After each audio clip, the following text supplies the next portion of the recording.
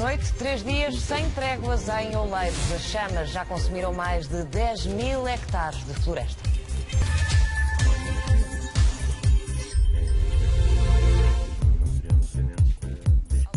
O incêndio de Oleiros não dá tréguas. As chamas já consumiram mais de 10.000 hectares de floresta. Nesta altura, o incêndio mantém 2 frentes ativas que preocupam muito as autoridades. Sem descanso, sem tréguas, o fogo continua a ameaçar várias aldeias, passando concelhos sem distinção. Estas são imagens de Paiágua, já no distrito de Castelo Branco, uma povoação que fica a mais de 30 km de distância de Oleiros. Quando se esperava que o dia fosse mais tranquilo, o vento soprou, as chamas ganharam mais força e projeção.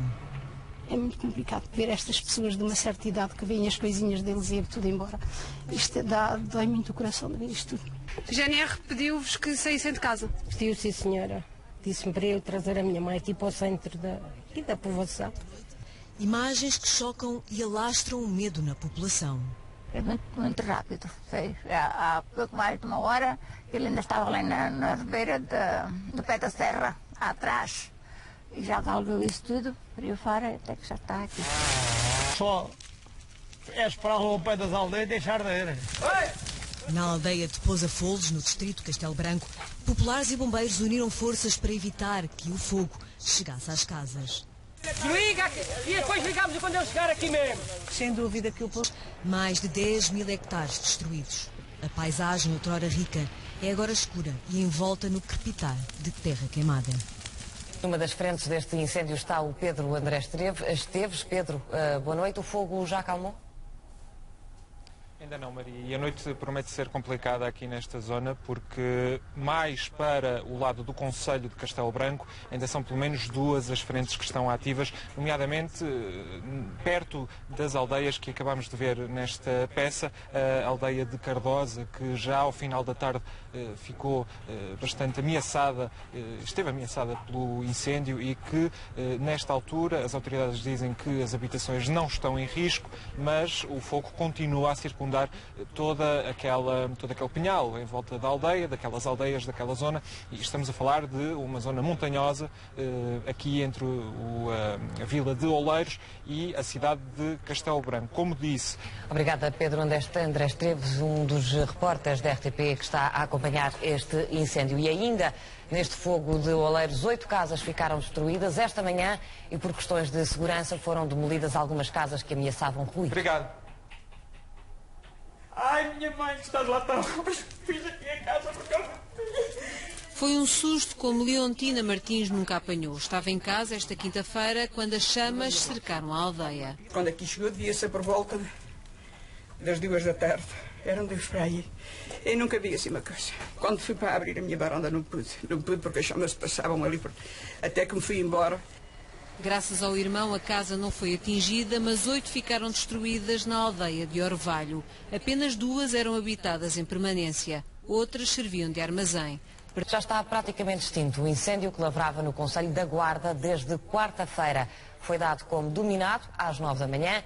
Ainda assim, durante o dia, mantiveram-se no terreno quase 400 operacionais em operações de rescaldo. Passinho a passinho, que os anos já pesam, Violinda sai de casa para ver os estragos. Conseguiu salvar as cabras, mas o fogo queimou-lhe as oliveiras e o pasto que alimentava os animais. E agora, o que é que a gente vai dar? Não sei como é que temos de fazer, como é que temos de governar o vivo. Agora é esperar também que haja alguma regeneração, não é? Também. A ver se nos dá uma coisinha, para a gente a ver se comprar alguma coisa para o vivo, não é? Depois das chamas fica a destruição. O cinzento domina a paisagem, que vai demorar anos para voltar a exibir novas cores. E é urgente pôr mãos à obra para manter a funcionar as comunicações. Também já se circula sem problema na autoestrada da Beira Interior e na Nacional 18, mas a noite foi violenta. As chamas estiveram a menos de 1 quilómetro da entrada principal da mais alta cidade portuguesa. E com o Conselho em chamas, o Presidente da Câmara da Guarda pedia mais meios com urgência. Diz que não se recorda de uma situação idêntica em democracia. Que aquilo que se tem vindo a passar em Portugal, ao nível da proteção civil, não tem paralelo na nossa história democrática. Eu, pelo menos, não tenho memória de haver tanta descoordenação, tanta desorientação e ver o Estado falhar tão clamorosamente como tem falhado ao nível da proteção civil. E por isso tenho vindo a insistir muito que temos de olhar para aquilo que não se passou bem ao nível, nomeadamente, da proteção civil, para tirar lições para o futuro. Passamos à análise com Duarte Caldeira, do Conselho Diretivo, Centro de Estudos e Intervenção e Proteção Civil, e também Ricardo Ribeiro, Presidente da ASPRO Civil, a Associação Portuguesa de Técnicos de Segurança e Proteção Civil. Boa noite aos dois, obrigada por estarem aqui connosco.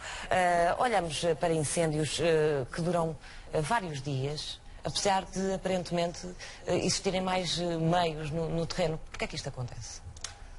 Bom, nós, contrariamente ao que acabamos de dizer, não estamos a viver uma situação excepcional comparativamente com, por exemplo, os últimos 15 anos. Já aconteceu anos anteriores onde houve incêndios que duraram 24, 48, 96 horas e mais. Portanto, esta não é uma diferença relativamente aos anos anteriores. Aquilo que se está a verificar realmente este ano é uma violência enorme no comportamento do fogo, que é potenciado sobretudo pela disponibilidade de combustível que os nossos espaços florestais possuem. E esta é uma matéria incontornável para a qual ninguém está isento de responsabilidades.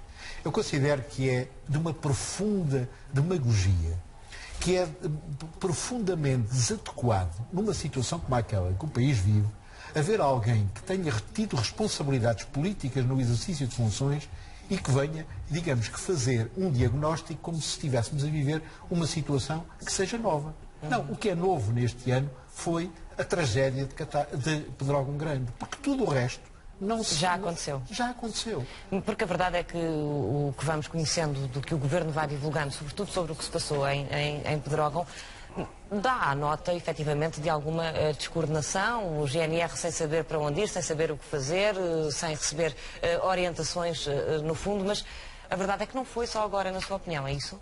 Mas não foi pior agora? Centrada agora a questão no âmbito da seriedade deste processo, que é como devemos analisar isto, é indiscutível que a circunstância que ocorreu este ano e que tem ocorrido em alguns teatros de operações, nomeadamente em Pedrógão Grande, ajuda, impõe que se reflita sobre o sistema. Eu acho que aquilo que tem que ser refletido é, sobretudo, o modelo de sistema. Porque é nele que vamos encontrar respostas, ou pelo menos alguns de nós que estudam estas coisas caminham para encontrar respostas no âmbito do sistema. E a discussão não pode ser fulanizada, não pode ser numa perspectiva de que se transmita à opinião pública a ideia de que estamos no caos. Ou seja, a pior coisa que pode acontecer é que os cidadãos, os telespectadores que estão agora em casa, considerarem e pôr em causa na totalidade todo o sistema de proteção civil que existe em Portugal. Mas não acha que se calhar é isso que acontece quando vemos estes incêndios que não param? Mas repare, mas é que isso é reduzir o sistema de proteção civil aos incêndios florestais. E isso é manifestamente errado. A proteção civil tem 3 missões essenciais: prevenir riscos coletivos, atenuar os seus efeitos, proteger e socorrer pessoas, para toda a panóplia de riscos a que as pessoas estão sujeitas. E, portanto, sendo certo que o risco florestal é um risco de particular incidência no território nacional, não é legítimo, só por ignorância, é que se pode centrar esta discussão especificamente e só exclusivamente nos incêndios florestais. Porque nós temos o direito constitucional à segurança, que está plasmado no artigo 27 da Constituição da República. Todos têm direito à liberdade e à segurança. E a segurança é um conceito mais vasto. Entra no domínio da segurança interna, onde abrange a proteção civil, onde abrange a ordem pública, onde abrange o sistema de informações. Portanto, é uma questão muito mais vasta. Naturalmente que a visibilidade que os incêndios florestais trazem a esta realidade e também a particularidade deste ano, estarmos na presença, e eu não quero passar por cima disso, de 64 vítimas mortais num incêndio florestal, situação que aconteceu pela primeira vez em Portugal e que é um caso único na Europa, naturalmente que nos obriga seriamente, com rigor, a estudar esta circunstância e encontrar as vulnerabilidades que o sistema tem e que revela. E é preciso ir às causas, é preciso ir a essas vulnerabilidades, é preciso revisitar a globalidade do sistema e introduzir nele as alterações que o estudo sério, ponderado, rigoroso, sem oportunismos políticos, aconselhar e revelar. Já lá os incêndios estão efetivamente mais intensos, culpa do combustível que há na floresta, sem culpas para a Proteção Civil? Eu subscrevo inteiramente o que disse o Dr. Duarte Caldeira, porque as coisas são assim e andamos todos, pessoas interessadas e estudiosos deste assunto, a dizer o mesmo há vários anos. Portanto, não se disse aqui nada de novo e, portanto, subscrevo.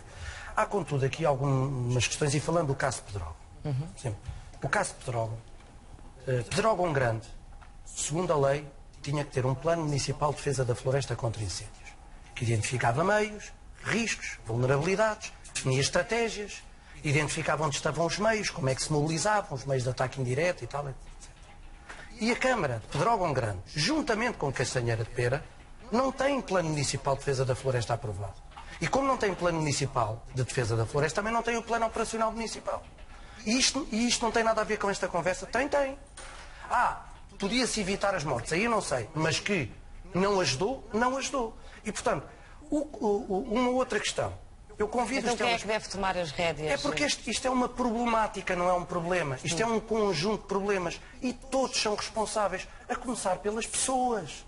As pessoas, os autarcas, os técnicos, os operacionais, a autoridade, o governo, o Estado enquanto autoridade, têm que se preocupar nisso. Agora repara uma coisa, como é que é possível nós temos estarmos a focar este problema e as culpas deste problema no dispositivo, eu nem falo na autoridade, é no dispositivo.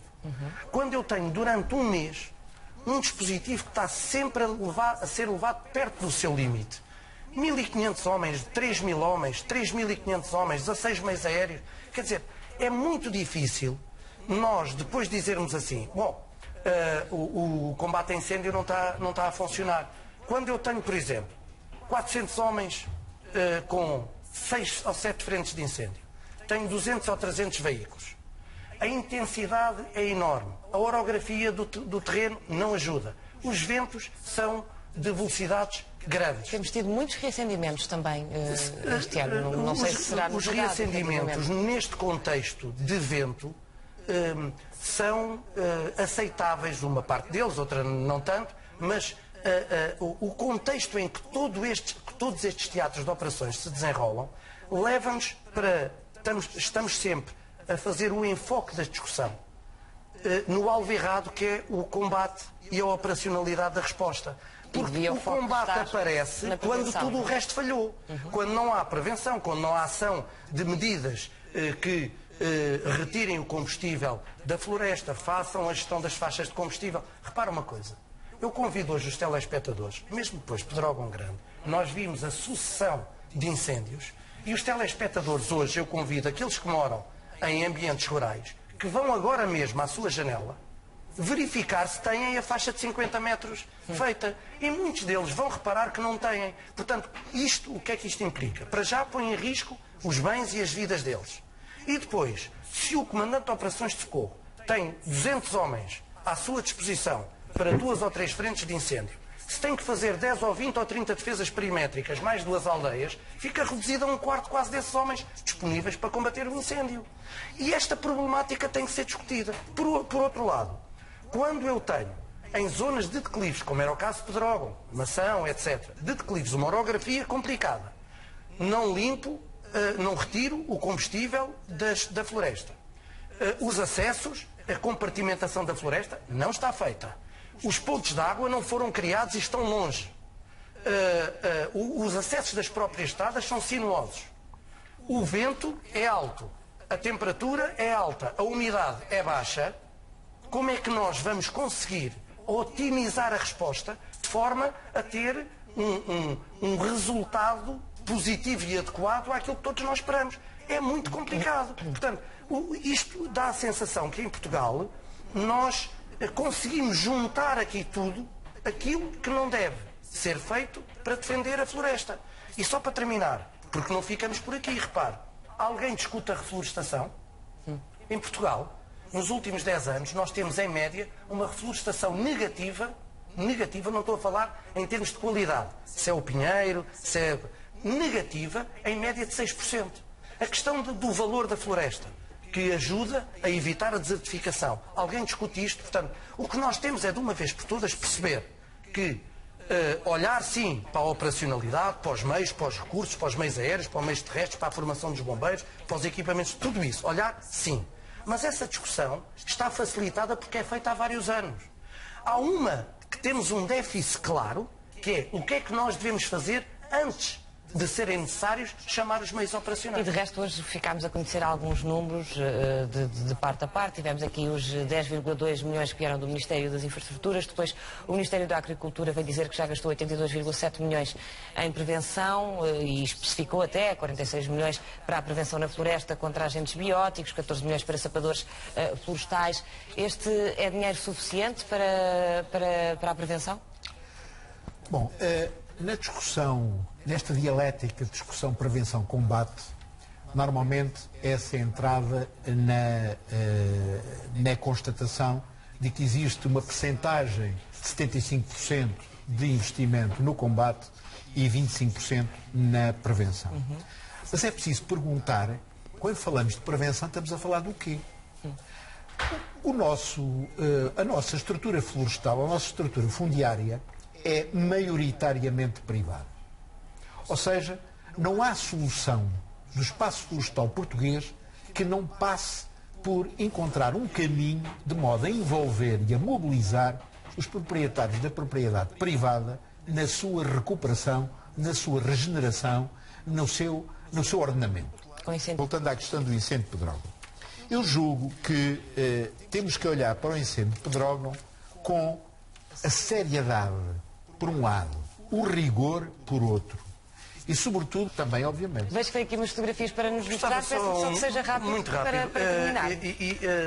Nós podemos ver aqui um pouco... Talvez para a câmara em frente, creio eu. Para a câmara que está em frente. O doutor Duarte Caldeira estava a falar. Esta é a estrada 236-1 em Pedrógão. E se nós percebermos os 10 metros a que estavam obrigados, à esquerda e à direita, são inexistentes. Como esta estrada estava em talude, ventos fortes, muito combustível, o que aconteceu foi isto. E, portanto, de facto, pagaram a viagem lá, não é possível.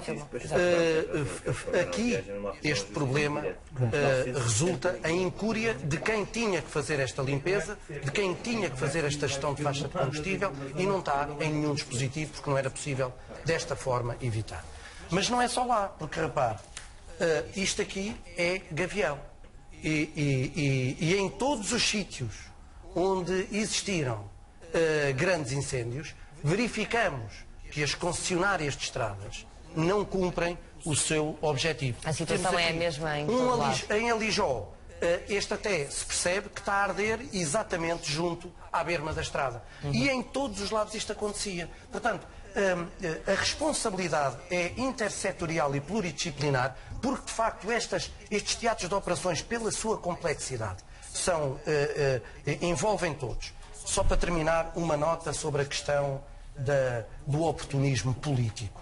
É extremamente grave. Acho que ninguém ganha com isso. Em especial os políticos que fazem desta realidade uma arma de arremesso.